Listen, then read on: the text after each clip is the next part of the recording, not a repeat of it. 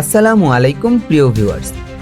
সীমান্ত মানে শুধু একটা দাগ নয়, সীমান্ত মানে সাহস, সতর্কতা আর বুকের ভিতরে লুকিয়ে থাকা আগুন। কিছুদিন আগে সোশ্যাল মিডিয়ায় একটি ঘটনা দেশ জুড়ে তোলপাড় শুরু করে। দেখা যায় ভারতীয় বর্ডার গার্ড বাংলাদেশি সীমান্তে ঢুকে একটি ছাগল নিয়ে যাচ্ছে। ছাগলের বাজার মূল্য বড়জোর 12 থেকে 15,000 টাকা। অনেকে ভেবেছিল একটা ছাগলই তো, বড় কিছু না। কিন্তু তারা জানে না এই দেশের সীমান্তে দাঁড়িয়ে আছে এমন এক বাহিনী যারা অপমান চুপ করে সহ্য করতে পারে না, যারা অন্যায়ের জবাব দেয় সাহস দিয়ে, কৌশল দিয়ে আর আইনের ভেতরে থেকেই।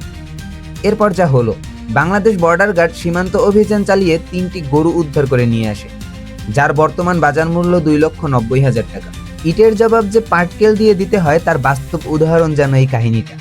একটা ছাগলের বদলে 3টা গরু, এটা কোনো চুরি নয়, এটা ছিল কড়া বার্তা, বাংলাদেশকে হালকা করে দেখো না। কিন্তু গল্প এখানেই শেষ না। 2025 সাল আসার পর বিজিবি শুধু গরু ছাগল পাহারা দেয় না, আজ তারা দাঁড়িয়ে আছে গোলাগুলি, বোমা, অস্ত্রোপচার আর ড্রোন যুদ্ধের যুগে।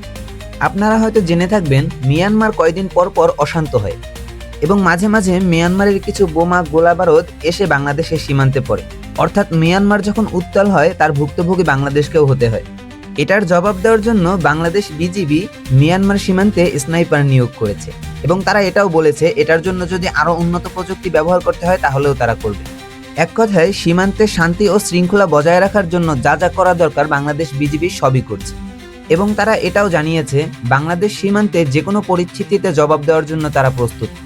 এখন যদি কেউ প্রশ্ন করে বাংলাদেশ কি শক্ত অবস্থানে আছে, তাহলে তাকে একটা জবাব দিয়ে দিলেই হবে, একটি ছাগলের বদলে 3টি গরু। তাহলে তাকে আর কিছু বলতে হবে না। আপনার একটি মতামত অবশ্যই কমেন্টে জানিয়ে যাবেন। আমাদের চ্যানেলকে সাবস্ক্রাইব করে পাশে থাকবেন। নেক্সট ভিউ, সত্যকে জানুন, ভয় নয় ভাবুন।